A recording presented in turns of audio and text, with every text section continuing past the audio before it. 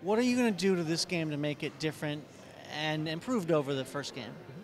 What basically we are doing is we are basically trying to take into account all the feedback we got from the first game. So we are going to try and fix everything which people did not like that much in the first draw. So this game is going to look much better than the first game. We are pushing also a lot the Soldier of the Future experience. So you will get access to a lot of new cool high-tech gadgets and weaponries and techniques which are based on actual life, real-life prototype being developed right now. And we're also going to fix a lot of the elements that were not right in the first game. We are developing a lot of new technical features that are going to be used for artistic direction purpose or gameplay purpose in the game. To give you a few examples. For example, in the first Grow, we had what we call HDR lighting. We've got something similar with shadows, for example, in Grow 2, which we call ambient occlusion. Basically, the idea is that it reproduces accurately the different type of shadows you can have in the world. And it's also going to be very useful for gameplay purpose because it means that depending on the way the shadows is darker or lighter, people are going to be hidden more or less in the shadows.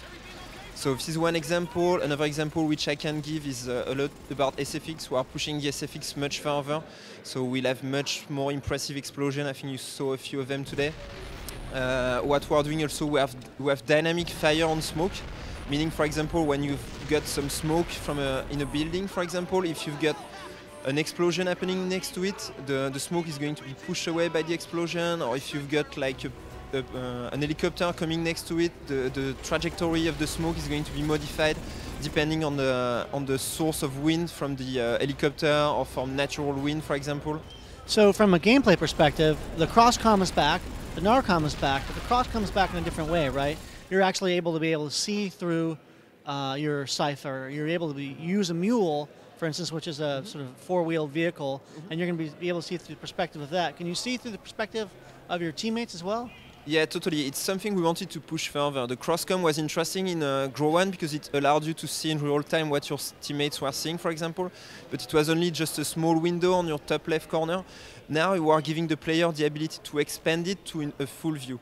And to expand it to something which we are calling command full view, because not only can you see in full view, but you still are in command when in this view, meaning you can control the camera, you can move the camera around so you can see very precisely the surrounding of your teammates or any friendly forces, and you can also give orders in this view. So this allows you to give orders much more precisely, to set up strategy which are much more interesting. For example, with your teammates, you can basically order them much further away from you, out of your line of sight, and you can order them very precisely. Because you could order them further with the tactical map in the first game, but not really precisely. Now you can order them very far away from you and tell them to go actually to this specific cover and to engage this specific enemy. But it's also even more interesting with the drones. We've got the UAV cipher returning from the first game, but now as you are able to switch to full view, you are going to be able to take direct control of the drone. You are actually flying the drone by yourself, commanding him very precisely to scan the area, find enemies, hidden enemies. So you've got much more control over the drone. We've got a new ground support called the mule. The mule is a small armor vehicle, and you can use it as a cover, in fact. It's a kind of a mobile cover. So when you are in a desert, for example, where there is hardly any place where to get hidden or get covered, you can still use the mule and get hidden behind your mule to protect yourself from the enemies. What the mule is bringing to you as well is not only a cover, obviously it's also a recon device like the other drone, but it's also carrying equipment for you, it's carrying weapons for you. So anytime you are with the mule, you can change your weapon, you can refill your ammo. So for example, if you are in a mission where you need a sniper rifle at some point, you can use a sniper rifle and then go back to the mule and take an assault rifle or take a rocket launcher. We were talking a little bit earlier about the same side AI and the enemy AI. The enemy AI now can actually find cover and then usually use other cover, tactically come around and chase you, right? And also, is your AI smarter as well? Like, can you talk about how your teammates are smarter and how the enemy AI is smarter? Okay, so basically about the enemy AI, the main difference is that they are going to take much more initiative. So like in the real world, if they are feeling that they are in a position of power, they are going to try to take advantage of this position. So they are going to try and do flanking maneuvers, for example. They are going to put pressure on you, they are going to come closer to you. The main difference that we are trying to have for Team AI is to make them much more useful to you, and to make sure they are not being a problem at any point. We got some criticism about this, the fact that, for example, your teammates were getting you spotted in the game.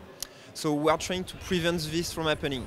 The way we are doing this is basically we are clarifying the assault recon system.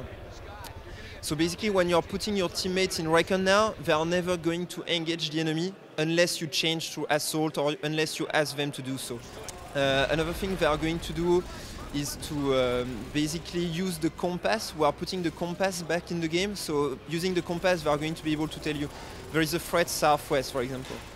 So the idea is really to make the teams much more useful to you, not being a problem, never, as less as possible in the game, and being a real help as much as possible. Sebastian, thanks so much for talking with us. That's great. So that was Sebastian Doré from Ubisoft Paris, and this is Doug Perry at the GRA 2 event in San Francisco signing off.